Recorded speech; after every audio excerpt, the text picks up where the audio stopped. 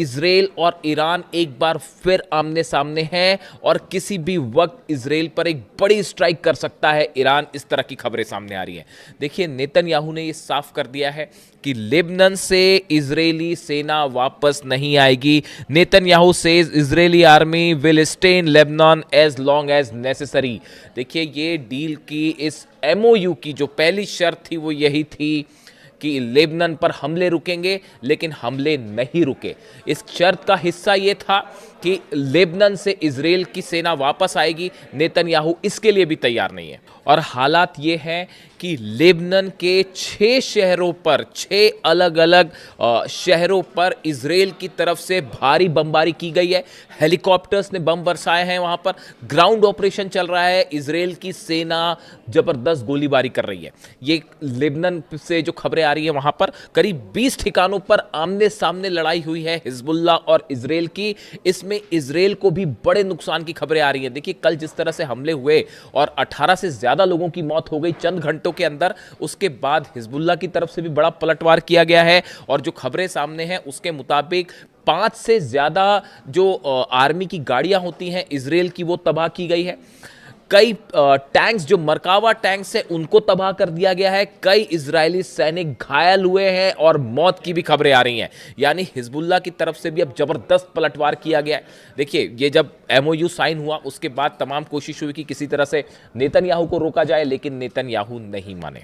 यही वजह थी कि ईरान ने जिनेवा जाने से मना कर दिया और ईरान के सुप्रीम लीडर समेत तमाम सेना के बड़े अधिकारियों की तरफ से ये बात सामने आ चुकी है कि अगर नेतन्याहू नहीं रुके तो फिर इसका नतीजा ये होगा कि ना सिर्फ ये एमओयू खत्म हो जाएगा, डील खत्म हो जाएगी, बल्कि एक बार फिर जंग शुरू हो जाएगी।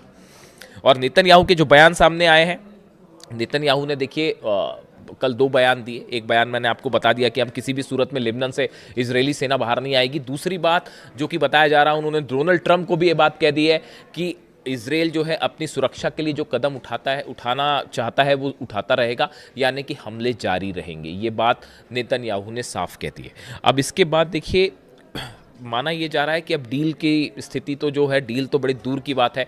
एमओयू की जब पहले दौर की ही बातचीत शुरू नहीं हो पाई तो पूरा क्वेश्चन मार्क लग गया है हर चीज़ पर। हॉर्मूज से जो अमेरिका के जहाज़ थोड़ा पीछे हटे थे उन्हें रोक दिया गया है वहीं पे। यानी हॉर्मूज अभी फ़िलहाल धीरे धीरे खुलना शुरू हुआ था, लेकिन 24 घंटे के अंदर ही वहाँ पर जो है हालात फिर से एक दूसरे के आमने सामने वाले हो गए। इसी बीच डोनाल्ड ट्रंप का एक बयान आया। देखिए, इस तरह की खबरें चल रही थी कि जेडी वेंस जो है वो नेतन्याहू से नाराज़ है और उन्होंने काफ़ी कुछ कह दिया है कि हम आपको हथियार नहीं देंगे वगैरह वगैरह, इस तरह की बातें। लेकिन डोनाल्ड ट्रंप का बयान आया है। डोनाल्ड ट्रंप ने इस बात को फिर कहा है कि इजराइल हमारा साथी है, नेतन्याहू मेरे दोस्त है और हम इजराइल को हथियार देते रहेंगे। देखिए, ये बात तो है ही, हम हमेशा से आपसे कह रहे थे, मैं बार बार ये बात कह रहा हूँ। इस तरह की जो खबरें आ रही हैं कि ट्रंप और नेतन्याहू में कोई तनाव है, अमेरिका और इजराइल में कोई तनाव है, ऐसा कुछ नहीं है। जो कुछ भी हो रहा है, बड़े सारे एक्सपर्ट से मान के चलते हैं कि जो कुछ भी हो रहा है ये एक बड़ी रणनीति का हिस्सा है और एक बार फिर ईरान के साथ धोखा हो सकता है। इस बात के लिए आरजीसी तैयार है। देखिए, कल बीती रात, मुहर्रम का वक्त चल रहा है, बीती रात ईरान की सड़कों पर लाखों लोग जमा थे। चाहे तेहरान हो, चाहे तमाम अलग अलग शहर, और सब जगह से एक आवाज़ उठ रही है, लब्बैक या हुसैन। और पूरा ईरान एकजुट है और किसी तरह की, देखिए, एमओयू के पक्ष में तो वहाँ की जनता बाय एंड लार्ज थी ही नहीं। ये एक ऐसा फैसला था जो ये सोच के लिया गया कि दुनिया में एक शांति स्थापित हो, एक बार फिर कोशिश की जाए, ईरान के लोगों को रोज़गार मिले, हालात बेहतर हों, शांति के लिए कदम ईरान ने अपनी तरफ से उठाया था। लेकिन एक बार फिर धोखा मिला, जिसको लेकर जो है बार बार यही बात कही जा रही थी। अब इन हालात में न सिर्फ ईरान की आवाम बल्कि वहाँ की लीडरशिप एक बार फिर बेहद गुस्से में, और बताया जा रहा है कि मुस्तफा खामेनी एक बार फिर कोई बड़ा फैसला कर सकते हैं इस एमओयू को लेकर।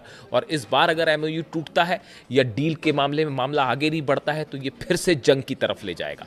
लेकिन इस बीच देखिए, मैं आज छोटा सा जिक्र करना चाह रहा हूँ एक ऐसे मुद्दे का जो बेहद गंभीर है, और बताया जा रहा है कि एक बड़ा कोवर्ट ऑपरेशन शुरू कर दिया है बेंजामिन नेतन्याहू ने, मोसाद ने, इजराइल ने। ऐसा कई एक्सपर्ट्स बता रहे हैं। ऑपरेशन ऑक्टोपस नाम दिया गया इसको। देखिए, ये दूसरे दिन 2 दिन पहले एक खबर आई, एक हमला होता है ईरान में। देखिए, ईरान के एक top nuclear scientist doctor Mehrdad की गोलियों से हत्या कर दी गई, उन्हें गोलियां मार दी गई और उनकी मौत हो जाती है। ये ठीक 2 दिन पहले की घटना है। मैं इस पे नज़र बनाए रखा था कि इससे क्या जुड़े अपडेट आते हैं, और अब ये बताया जा रहा है कि ये मोसाद से जुड़ा ऑपरेशन हो सकता है।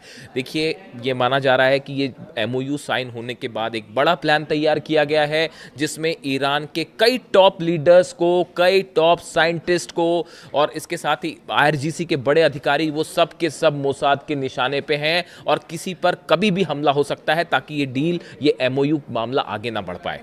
और ये जो ईरान के टॉप साइंटिस्ट हैं डॉक्टर मेहरदाद, इनका बहुत बड़ा रोल रहा था ईरान के न्यूक्लियर प्रोग्राम में, उनकी हत्या हो जाती है। इसके साथ ही एक बड़ी स्थिति यह है कि यूक्रेन में भी कई न्यूक्लियर साइंटिस्ट को निशाना बनाया जा रहा है। जो नई रिपोर्ट आई है उसके मुताबिक यूक्रेन के हमलों में एनरगोडार इलाका है, वहां पर जो ड्रोन स्ट्राइक्स हुई, मिसाइल स्ट्राइक्स हुई, उसमें रूस के 2 बड़े न्यूक्लियर साइंटिस्ट को निशाना बनाया गया।